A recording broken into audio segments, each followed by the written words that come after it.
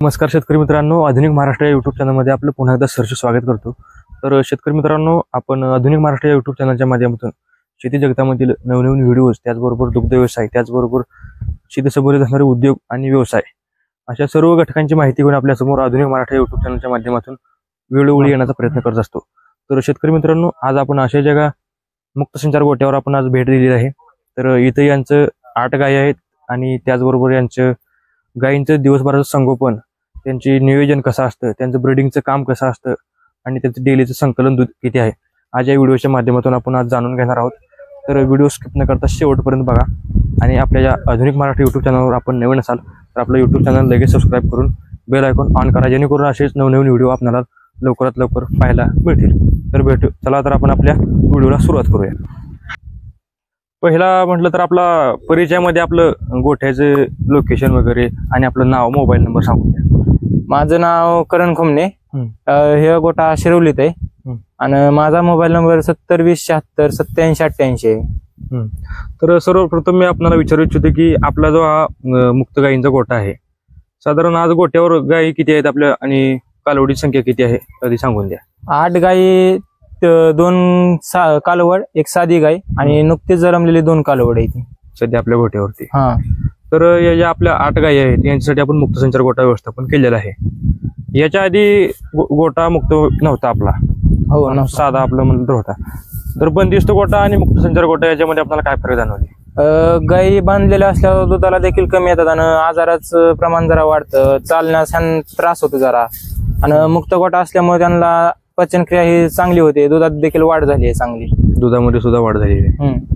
तर गाय पालन आणि दूध व्यवसाय जो आपण घेतला तर याच्यामध्ये चारा व्यवस्थापन जितकं महत्वाचं आहे त्याच्या पलीकडे कुठला विषय आपण घेऊ शकणार नाही।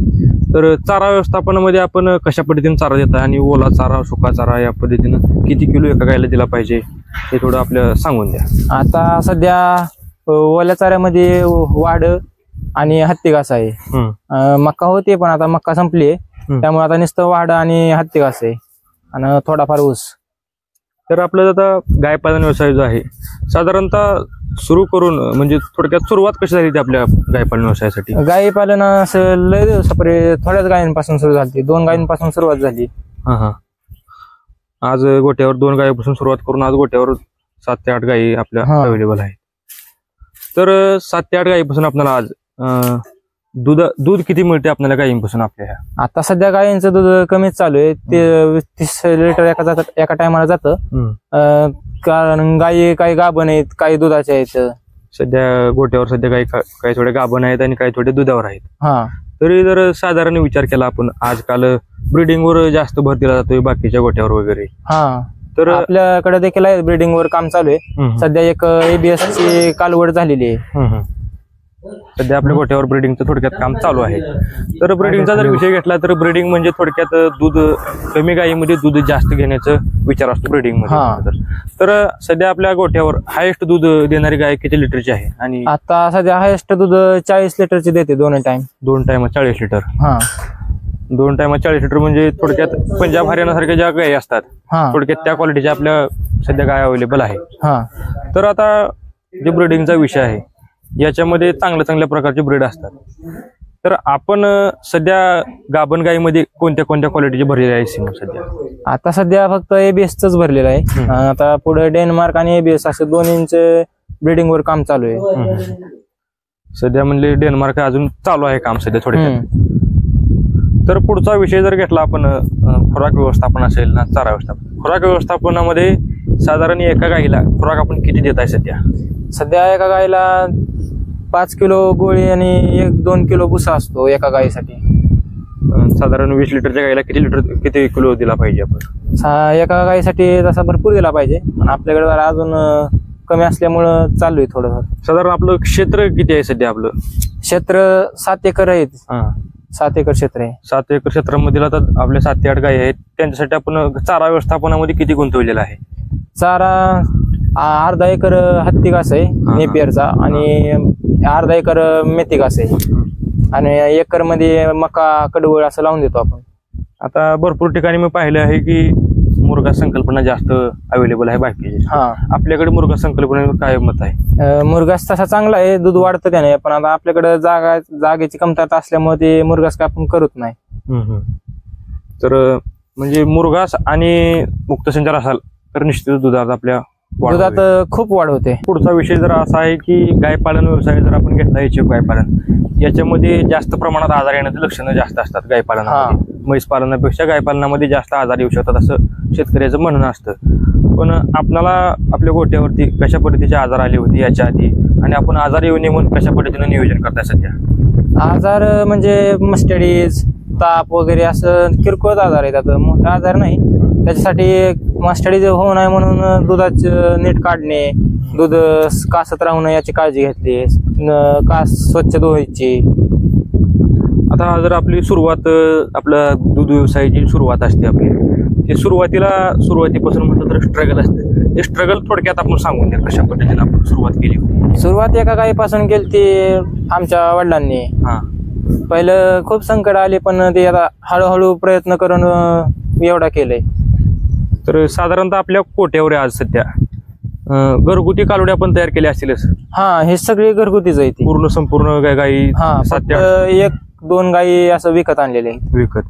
जे आता नवीन युवक असतील तुमच्यासारखे, आमच्यासारखे जे नवीन युवक असतील, काय जर वेळेस बाजारामध्ये जातात, सांगोला बाजार असेल, बारामती बाजार असेल, या ठिकाणी जाऊन गायी घेतात, खरेदी करतात, फसवणूक होते.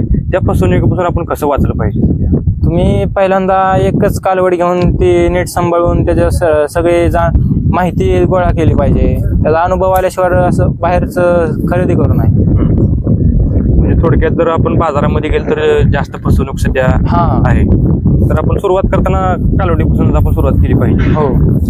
तर अनेक तरुण जे आहेत पुणे मुंबईसारख्या ठिकाणी जात आहेत कामासाठी, त्याचबरोबर ते तिथे जाऊन 10-15 हजारचे जॉब करतायत, आणि गावी आपल्या वडिलांची वडिलोपार्जित जमीन असेल 5 एकर 4 एकर 2 एकर, ती इथं पडक ठेवून ते पुण्यासारख्या ठिकाणी जाऊन काम करतायत. त्यांच्यासाठी आपण काय सांगणार की आपल्याला गावी येऊन असा व्यवसाय करण्यासाठी?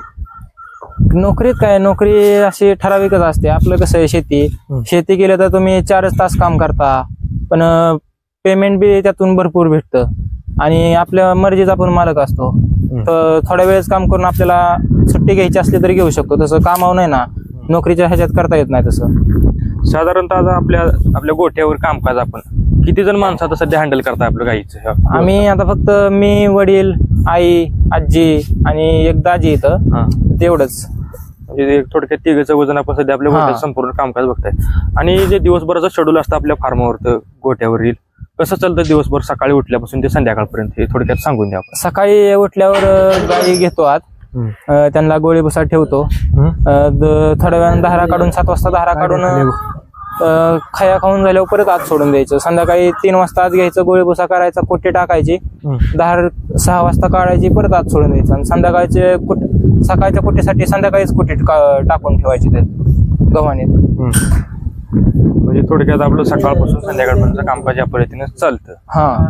तर सध्या आता जे नवीन युवक असतील काय असतील, त्यांच्यासाठी जर मुक्तसंचार संकल्पना केलं तर ते कितपत योग्य ठरेल त्यांच्यासाठी सांगा आपण थोडक्यात. मुक्तसंचार सगळ्यात एक नंबर. बंदिस्त गोटात कसं आजारी येण्याचं लय असतं, पण मुक्त ह्याच्यात ते खेळून राहतात, त्यामुळे त्यांचं पचन संस्था ही चांगली चालते, आजार बी देखील कमी होतात त्या मानाने. म्हणजे मुक्तसंचारमध्ये थोडक्यात आजार नसल्यागतच आहेत थोडक्यात. म्हणून त्या पद्धतीने जर नवीन युवक असतील तर डायरेक्ट मुक्तसंचार व्यवस्थापन केलं तर काय वेगळं ठरणार नाही. तर आता जर नवीन सुरुवात करायची असेल एखाद्या शेतकऱ्याच्या मुलाला वगैरे, तर ती सुरुवात कशी केली पाहिजे त्याने पहिल्यांदा एक कालवड घेऊन कालवडीचं संगोपन नीट करून त्याच्यावर दूध हे काढून सगळी माहिती करूनच त्याने पुढे केलं पाहिजे त्याच्यात. आता आपल्या गोट्यावर म्हटलं तर 7 ते 8 गायी आहेत सध्या अवेलेबल, तर आपल्याला थोडाफार अनुभव आपल्याला असणारच आहे. तर आपल्या अनुभवानुसार आपण शेतकरी मित्रांना एक छोटासा शेवटला संदेश द्या. आता आपण शक्यतो गायींच्या ह्याच्यात दुग्ध व्यवसायाकडेच वळावं, नोकरी करू नये. नोकरीत कसं आहे, तुम्हाला पगार भेटतो आणि काम बी खूप भरपूर करावं लागतं. तसं ह्या क्षेत्रात नाही, तुम्हाला काम बी थोडंसंच आहे आणि पैसा देखील भरपूर मिळून जातोय. चालते, धन्यवाद.